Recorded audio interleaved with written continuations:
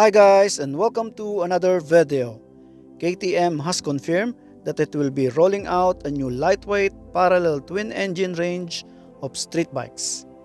However, exactly what shape and form this new range of bikes will take, as well as the technical specification of the new engine, have yet to confirm.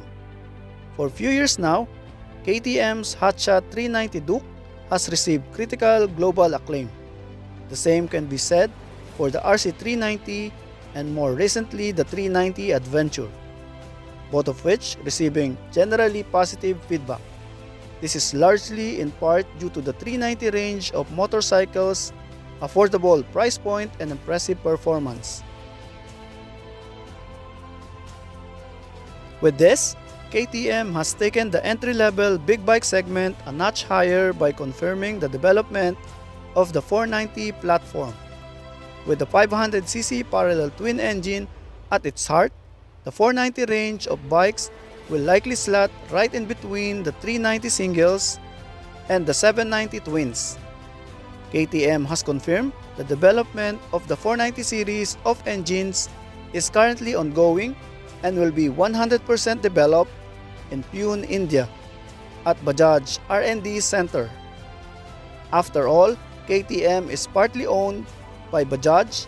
In fact, the Indian motorcycle manufacturer owns 47.97% of KTM AG.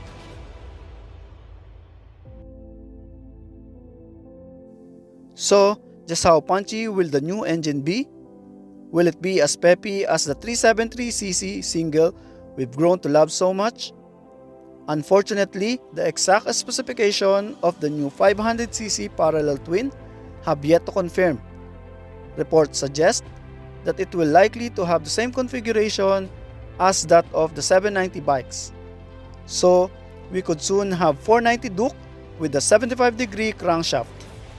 It is also expected that the new 490 bikes will be equipped with premium features and be targeted towards riders seeking an upgrade from their 390 machines. As far as the actual production of the motorcycles is concerned, there's a possibility that once Bajaj has completed the R&D of the new engine, manufacturing will be subsequently be outsourced to KTM's Chinese partner CF Moto. At present, CF Moto manufactures KTM motorcycles for multiple markets across Asia. The Chinese company has also acquired the rights to KTM's LC8 799cc parallel twin engine, as well as the 990cc V-twin, found in the first generation of Super Dukes. Guys, if you like this video, please subscribe to my channel, hit that notification bell, and comment down below. Thanks for watching guys. I'll see you next time.